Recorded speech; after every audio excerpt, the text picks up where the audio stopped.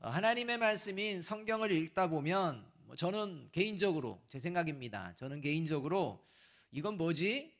라는 생각과 함께 쉽게 받아들이기가 좀 곤란한 이러한 말씀들을 보게 됩니다. 목회자이지만 이런 말씀 앞에서 조금 오래 좀 생각을 하게 됩니다. 이건 뭘까? 왜 굳이 이렇게까지 표현하셨을까? 하는 표현들이 있습니다. 그 중에 하나가 하나님과 하나님의 자녀의 관계를 표현하는 표현입니다. 성경에는 하나님과 하나님의 자녀의 관계를 하나님과 하나님의 백성 또는 친구 또 신랑과 신부 이런 표현들을 사용하십니다. 그런데 하나님과 하나님의 자녀의 관계를 말씀하시는 표현 중에 좀 불편한 표현도 있습니다. 그 표현이 뭐냐면 하나님은 주인이시고 또 하나님의 자녀는 종이라는 겁니다. 그러니까 주인과 종의 관계로 말씀을 해주신다는 것입니다. 여러분은 하나님이 나의 주인이시고 나는 하나님의 종임을 믿으십니까? 정말 믿는지 오늘 보자는 겁니다. 다시 한번 질문을 드릴 텐데 솔직하게 대답해 보시기 바랍니다. 여러분은 주인으로 살아가고 싶으십니까? 종으로 살아가고 싶으십니까? 대답이 조금 이상해지죠? 분명히 하나님은 나의 주인이시고 나는 하나님의 종입니다 하는데, 자, 우리가 살아가는 삶의 자리 가운데 주인으로 살고 싶느냐 종으로 살고 싶느냐 했을 때는 우리의 생각의 방향은 종으로 가지 않습니다. 주인 쪽으로 향합니다. 여러분도 알고 계시겠지만 일반적으로 종에게는 자유가 없습니다.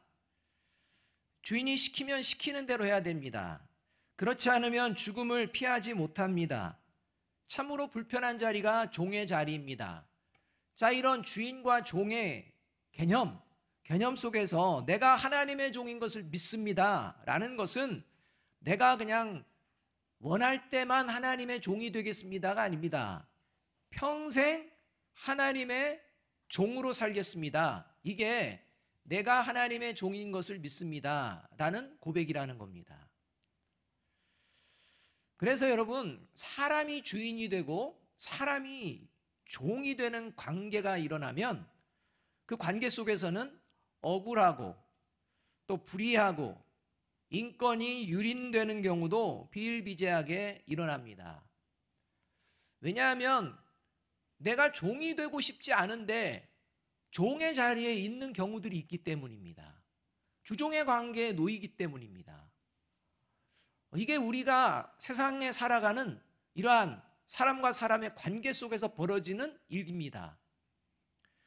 그런데 여러분, 하나님을 평생 주인으로 모시기 싫어하는 사람을 향해 강제로 넌 내 종이 되라 말씀하지 않으십니다. 세상의 관계에서는 어쩔 수 없이 내가 종의 위치, 종의 자리에 있어야지 내가 언젠가는 주인의 자리로 간다.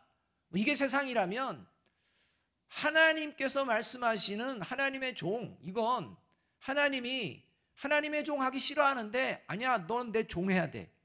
이런 하나님이 절대 아니라는 겁니다. 출애굽기 21장을 보면 경제적인 문제로 어쩔 수 없이 다른 사람의 종이 되어 살아가는 가운데 7년째가 되면 그 종이 종의 신분에서 해방되고 자유를 얻을 수 있는 기회가 생겨납니다. 이때 그 종이 자신의 주인을 죽을 때까지 섬기기를 원한다면 평생 그 주인의 종으로 살 것을 자원해서 결단하라, 이렇게 말씀합니다. 그러니까 한 번 종이 된 사람이 평생 종이 되는 게 아닙니다. 7년 지나면 얼마든지 자유롭게 이제는 종에서 벗어날 수 있다. 그런데 네가 종으로 정말 살고 싶다면, 주인이 너무 좋고 함께하는 가족들이 너무 좋아서 종으로 평생을 살기를 원한다면 너 결단해라. 너가 결단해야 된다 라는 말씀을 하십니다. 출애굽기 21장 5절과 6절 말씀이 그러합니다. 만일 종이 분명히 말하기를 내가 상전과 내 처자를 사랑하니 나가서 자유인이 되지 않겠노라 하면 상전이 그를 데리고 재판장에게로 갈 것이요 또 그를 문이나 문설주 앞으로 데리고 가서 그것에다가 송곳으로 그의 귀를 뚫을 것이라. 그는 종신토록 그 상전을 섬기리라. 그러니까 종신토록 상전을 섬기는 것이 억지가 아니라는 겁니다. 본인의 결단이라는 겁니다. 여러분, 하나님의 종으로 살아가는 것을 원하지 않는 사람을 향해 하나님은 너는 나의 종이라고 부르신 적이 없습니다. 성경을 읽어보십시오. 그런 적 없습니다.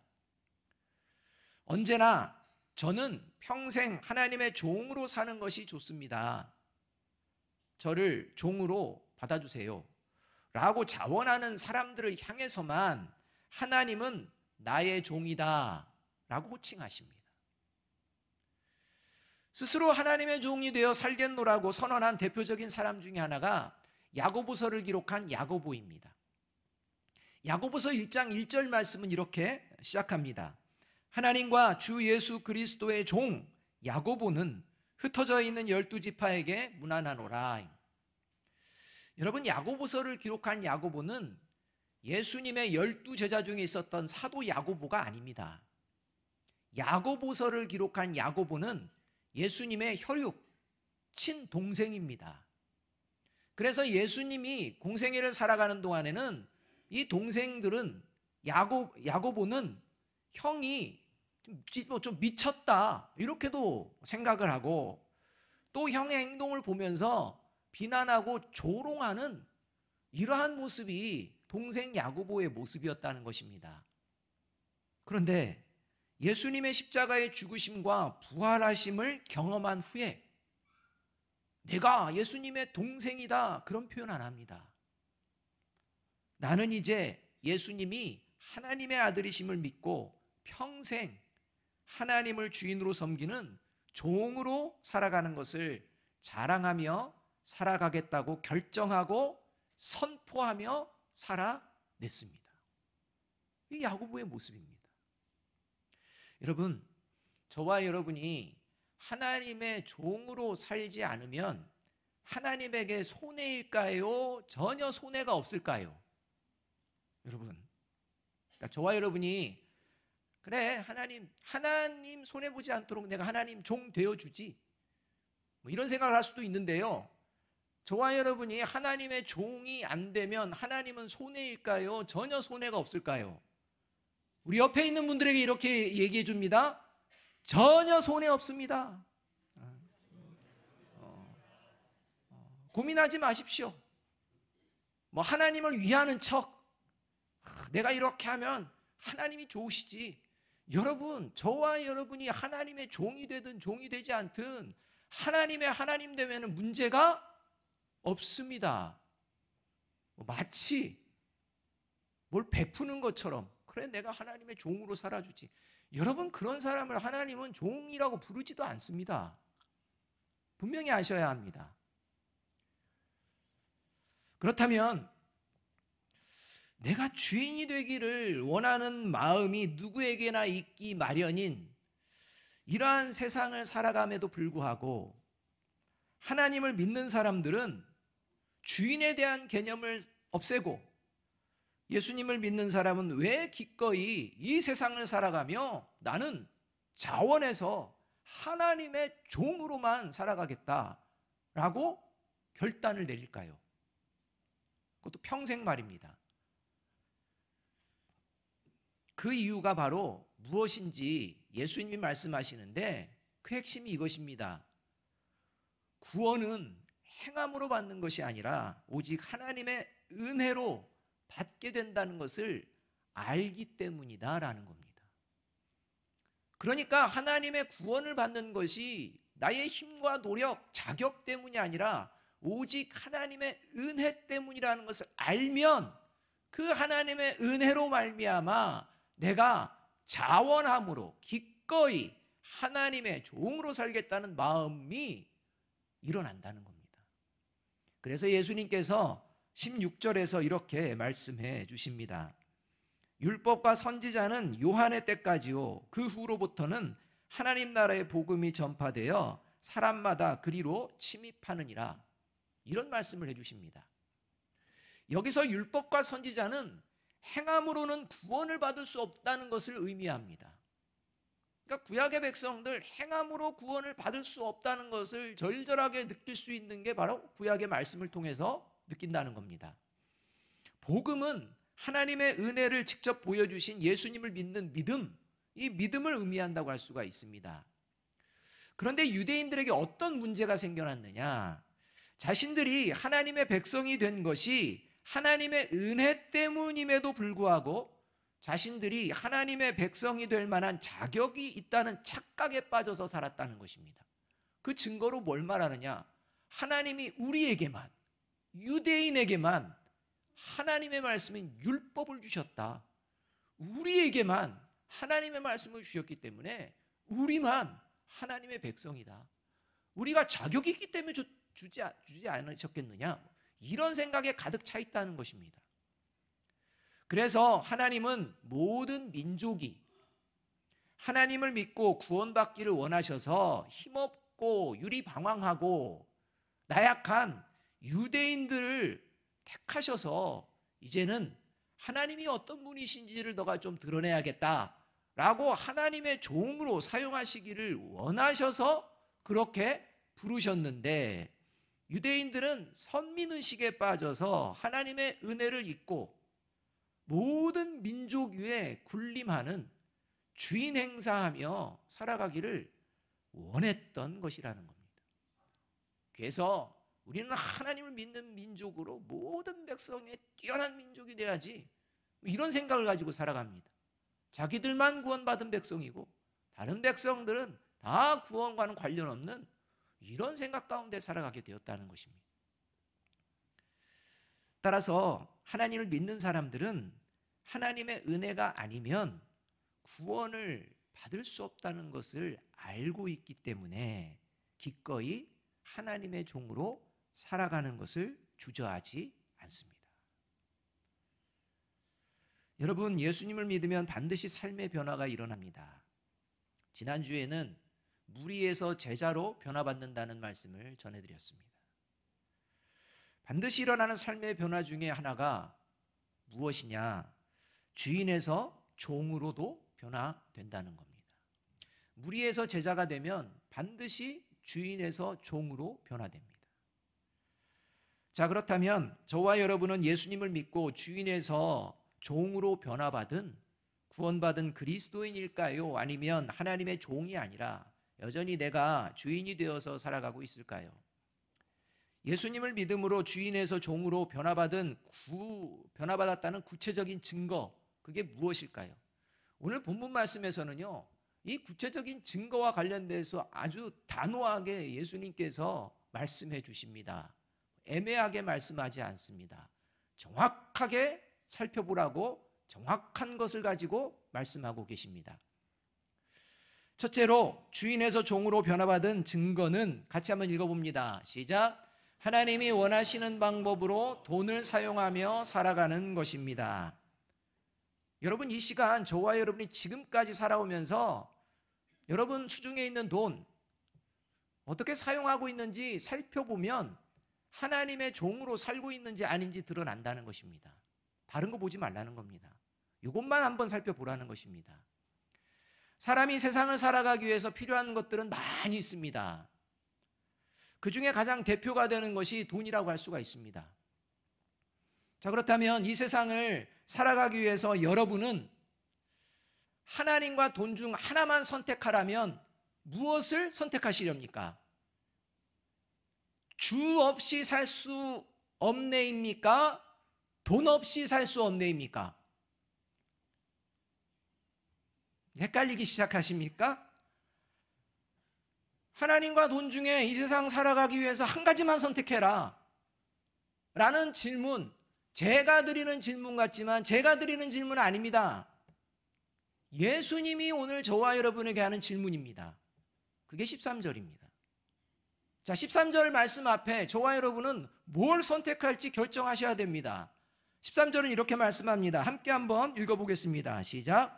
집하인이 두 주인을 섬길 수 없나니 혹 이를 미워하고 저를 사랑하거나 혹 이를 중히 여기고 저를 경히 여길 것임이니라. 너희는 하나님과 재물을 겸하여 섬길 수 없느니라. 이 세상을 살아가기 위하여 하나님과 돈 중에 저는 하나님을 선택합니다 라고 주저없이 말하시는 분은 구원받은 그리스도인이 분명합니다. 저는 돈입니다 라고 망설임 없이 선택하시는 분은 죄 가운데 살면서도 죄가 무엇인지를 모르는 세상 사람, 비그리스도인, 구원받지 못한 사람이라는 확실한 증거입니다. 왜냐하면 예수님을 믿는다고 생각하는 사람은 절대로 망설임이 없이 돈을 선택하지 않습니다. 잠시라도 주저합니다. 갈등합니다. 근데 망설임 없이 하나님과 돈 중에 돈을 선택할 거야. 그 사람은 구원받지 않은 게 확실합니다. 문제는 하나님과 돈을 모두 선택하고 싶어하는 사람이라는 겁니다. 꼭 두 개를? 그냥 망설입니다. 분명 예수님을 믿습니다. 그런데 하나님과 돈 중에 하나만 선택하라고 하면 주저합니다. 망설여집니다. 그 망설임, 그 주저함, 그게 무슨 증거냐? 바로 하나님의 종으로 살고 싶지 않다는 증거입니다. 다른 게 증거가 아닙니다. 그러한 질문을 던질 때 바로 하나님이요 이렇게 나와야 되는데 망설인다. 여러분, 그게 하나님의 종으로 살고 있지 않다는 증거라고 할 수가 있습니다. 하나님을 믿는다고 생각하던 바리새인들의 모습이 그러한 것입니다. 분명 예수님은 하나님과 재물 중에 하나를 선택해야 된다 라고 얘기하는데, 이 이야기를 들은 바리새인들의 태도, 14절 말씀입니다. 이렇게 말씀합니다. 바리새인들은 돈을 좋아하는 자들이라 이 모든 것을 듣고 비웃거늘입니다. 하나님과 돈을 겸하여 섬길 수 없다는 예수님의 말씀을 들은 바리새인들은 예수님의 말씀을 비웃습니다. 그걸 뭘 선택을 해? 선택할 일도 아니네. 둘 다 좋은 건데 뭐 이런 겁니다. 하나님이 지금 둘 다 좋은 게 아니라 하나님 하나만 선택하라 하는데도 비웃습니다. 내려놓질 않습니다. 그 이유가 뭐냐? 돈이 좋기 때문입니다. 돈을 포기할 수 없다는 겁니다. 여기서 돈을 좋아한다는 용어는 디모데후서 3장에서는 돈을 사랑한다 이렇게 번역합니다. 디모데후서 3장 1절과 2절 상반절이 말씀합니다. 너는 이것을 알라. 말세에 고통하는 때가 이르러 사람들이 자기를 사랑하며 돈을 사랑하며. 이 말씀에 의하면 하나님의 종으로 살아가지 않는 사람의 대표적인 특징, 구원에서 멀어져 있는 그 사람들의 특징 중에 하나가 하나님이 우선이 아니라는 것입니다. 돈을 사랑하기 때문입니다. 하나님만 선택하지 못한다는 겁니다. 돈이 너무 좋기 때문입니다. 그래서 하나님의 종이 되고 싶지 않은 겁니다. 하나님의 말씀대로 그것을 선택하고 싶지가 않습니다. 이렇게 하나님을 믿는다고 하면서, 예수님을 믿는다고 하면서도 하나님의 종이 되는 것을 주저하며 돈을 사랑하며 살아가다가 큰 화를 당한 대표적인 부부가 신약 성경에 나오는데 사도행전 5장에 나오는 부부입니다. 아나니아와 삽비라 부부입니다. 사도행전 5장을 보면 아나니아와 삽비라 부부는 자신들이 가지고 있는 소유를 팔아서 하나님께 드리기로 작정합니다. 얼마나 귀한 마음입니까? 그래서 소유를 팔았습니다. 소유를 파니까 돈이 이제 손에 쥐어지는 거 아니겠습니까? 돈을 손에 들고 보니 생각이 달라집니다. 모두 하나님께 드리는 것도 좋지만 그래도 그 일부는 우리가 살아가는데 좀 더 유용하고 필요한 거 아닐까? 이 생각이 듭니다. 그래서 우리도 살아가는데 필요하니까 그 일부 떼어놓고 나머지 하나님 드려도 뭐 문제가 되겠느냐. 그래도 하나님 기뻐 받으실 거야 라고 생각하면 망설임 없이 그렇게 그냥 하나님께 드립니다. 그 결과 부부 모두 하나님의 심판을 받아서 죽게 됩니다. 어쩌면 하나님이 너무하신 것 같다는 생각을 할 수가 있습니다. 그러나 하나님께서 아나니아와 삽비라 부부를 심판하신 이유는 단지 그들 부부에게 필요한 일부의 돈을 빼어가서 참 필요한데라고 해서 그래서 그런 게 아닙니다. 그들이 하나님을 대하는 태도가 완전히 틀렸기 때문입니다. 아나니아와 삽비라 부부의 근본적인 문제가 뭐냐면 하나님과 돈을 같이 주인으로 섬기면서 구원을 받을 수도 있다는 착각, 거짓된 믿음으로 그냥 살아갑니다. 하나님께 약속을 해도 내가 필요한 거 빼고 하나님 드리면 하나님 받겠지, 이런 생각으로 살아간다는 겁니다. 그러니까 하나님을 가볍게 여기는 겁니다. 그러니까 하나님을 주인으로 모시는 게 아니라 내가 이렇게 하면 하나님 이거 받으셔야 되는 거지 뭐, 받으시겠지, 자기가 주인이 되는 겁니다. 하나님은 받으시라는 겁니다. 종이라는 겁니다. 내가 전부 주든 일부를 주든 그냥 받으면 된다는 겁니다. 이 하나님을 향한 태도, 이게 잘못됐다는 겁니다. 그래서 사도행전 5장 3절과 4절에서 베드로가요 이렇게 분명하게 선언합니다. 베드로가 이르되 아나니아야, 어찌하여 사탄이 내 마음에 가득하여 내가 성령을 속이고 땅값 얼마를 감추었느냐. 땅이 그대로 있을 때에는 내 땅이 아니며 판 후에도 내 마음대로 할 수가 없더냐. 어찌하여 이 일을 내 마음에 두었느냐. 사람에게 거짓말하는 것이 아니요 하나님께로다. 반면에 예수님을 믿기 전에는 돈이 인생의 전부라고 생각했던 사람이 있습니다. 내가 그냥 하나님의 백성으로 살든 살지 않든 내가 삶을 보니까 돈이 최고야. 돈만 있으면 내가 원하는 것을 이루고 돈만 있으면 사는데 지장이 없어 라고 생각했던 사람이 등장합니다. 누가복음 19장에 등장합니다. 세리장 삭개오입니다. 그는 그렇게 살았고 그렇게 자랐고 그렇게 해서 세리장이라는 위치까지 올라갔고 부를 축적했습니다. 이런 삭개오가 예수님을 만납니다. 그리고 예수님을 믿게 됩니다.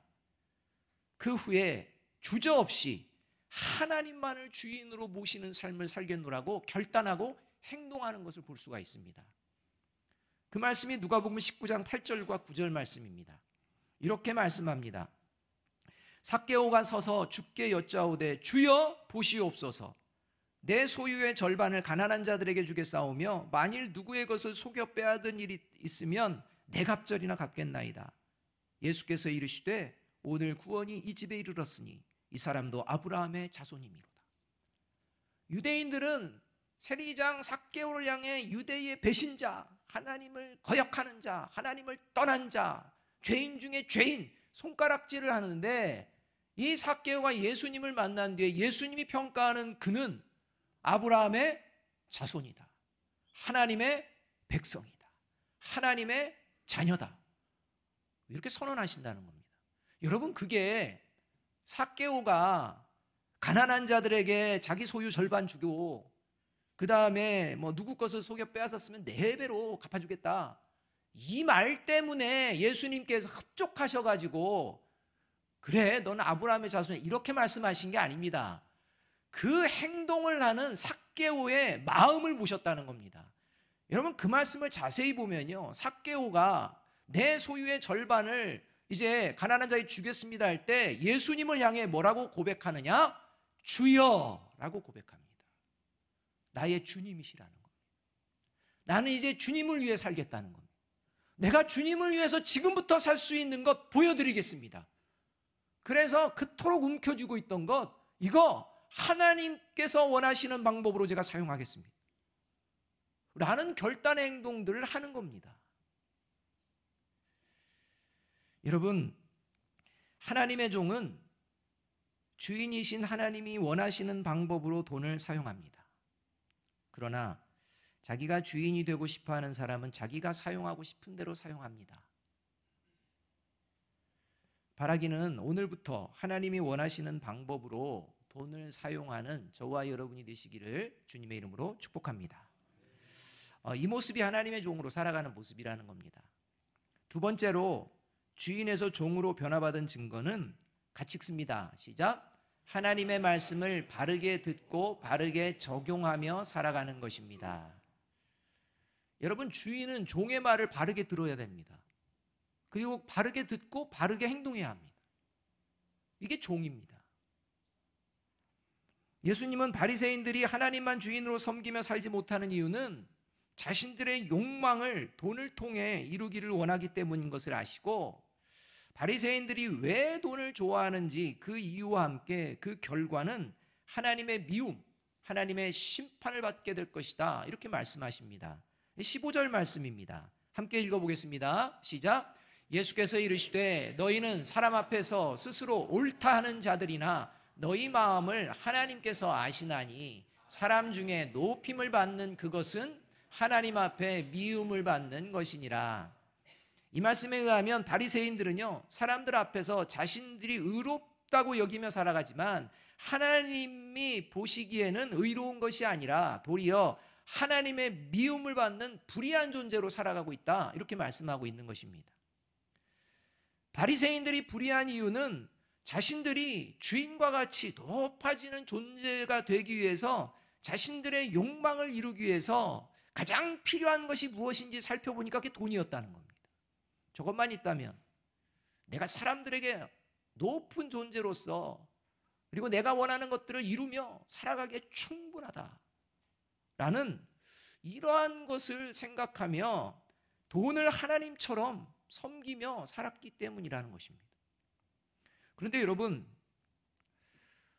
바리새인들이 하나님의 말씀을 모를 리가 없습니다. 그럼에도 불구하고 그들이 돈을 하나님처럼 섬기면서도 죄책감을 느끼지 않는 이유가 있습니다. 하나님과 재물 겸하여 섬길 수 있지, 이걸 당연하게 생각하는 이유가 있습니다. 그게 바로 하나님의 말씀을 자기들의 욕망을 이루기 위해서 왜곡시키며 잘못 적용하며 살아가는 것이 그냥 습관이 되어 있기 때문입니다. 하나님의 말씀을 읽으면 하나님을 말씀을 바르게 듣고 바르게 적용할 생각이 아니라 이 말씀을 어떻게 하면 나의 욕망을 이루는 말씀으로 우리가 해석을 하지? 이 말씀은 어떻게 하면 우리에게 도움이 되는 말씀이 될까? 이렇게만 생각합니다. 철저하게 자기 기준입니다. 역대상 29장 12절 상반절 말씀 함께 읽어보겠습니다. 시작. 부와 존귀가 주님께로부터 나오고. 이 말씀 띄워주시고요. 여러분, 이 말씀 여러분 잘 보십시오. 이 말씀은 부유함과 존귀함을 돈이 준다는 것입니까? 하나님이 주신다는 겁니까? 분명히 하나님이 주신다는 겁니다. 따라서 이 말씀의 본질은 부유함과 존귀함에 있는 게 아닙니다. 하나님만을 섬기는 것이 가장 큰 복이다, 이 말씀입니다. 그런데 바리새인들은 이 말씀을 하나님만을 주인으로 섬기는 것이 가장 큰 복이다 라고 가르치는 것이 아니라 이 말씀을 왜곡시켜서 부와 높임을 받는 것이 하나님의 축복의 증거다, 이렇게 가르칩니다. 여러분, 그 말이 그 말 같지 않습니까? 그 말이 그 말 같은데라고 들을 수도 있습니다. 완전히 다릅니다. 여러분, 저와 여러분이 들어야 할 말은 하나님만 섬기는 것이 가장 큰 복이다, 이게 마음에 남아야 합니다. 근데 바리새인들은 사람의 마음에 뭘 심어주느냐? 부유함과 존귀함, 이걸 남게 합니다. 그렇게 된다면 그게 하나님의 복을 받은 증거야, 이렇게 됩니다. 여러분, 뭐로 가도 서울로 가면 될까요? 됩니까? 안 됩니까? 된다고 생각하시는 분들 하나님의 종 아닙니다. 바리새인은 똑같습니다. 여러분, 그러니까 동기와 방법은 무시하고 결과만 좋으면 다 좋은 거야, 이겁니다. 그래서 예수님은 이와 같은 바리새인들의 불의함의 증거를 오늘 본문에서 아주 구체적으로 말씀해 주시는데 그게 17절과 18절 말씀인 겁니다. 이렇게 말씀합니다. 같이 한번 읽어보겠습니다. 시작. 그러나 율법의 한 획이 떨어짐보다 천지가 없어짐이 쉬우리라.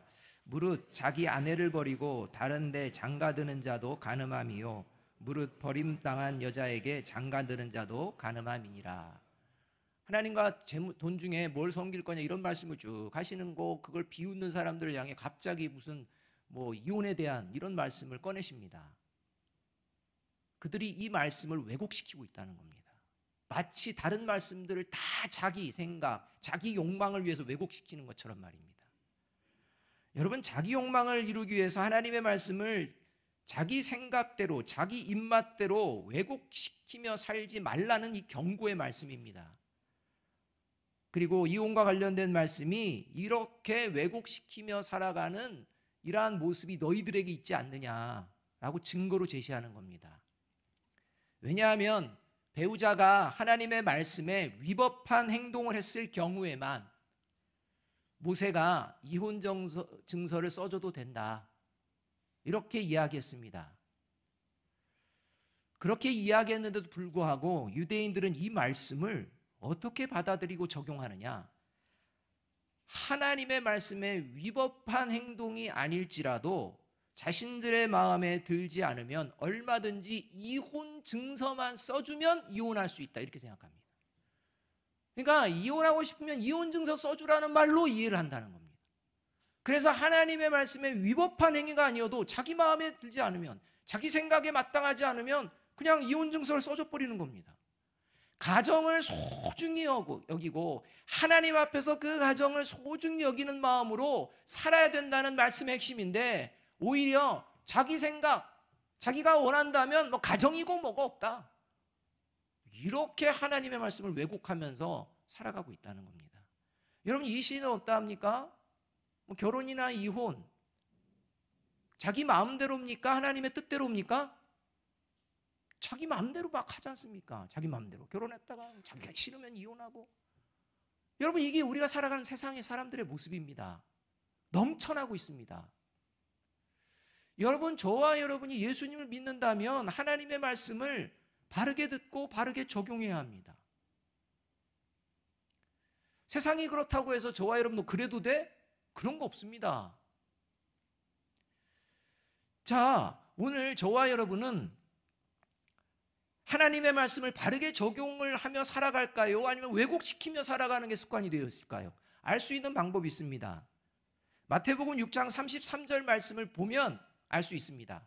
같이 한번 읽어보겠습니다. 시작. 그런즉 너희는 먼저 그의 나라와 그의 의를 구하라. 그리하면 이 모든 것을 너희에게 더하시리라. 자, 이 말씀을 여러분 읽을 때 여러분의 시선이 어디에 머무십니까? 만약에 이 모든 것에 너희에게 더하시리라, 저와 여러분의 마음과 시선이 머문다면 그는 하나님의 종으로 살아가지 않는 증거입니다. 여러분, 모든 것을 더하시는 것은 하나님의 일입니까? 종의 일입니까? 하나님의 일입니다.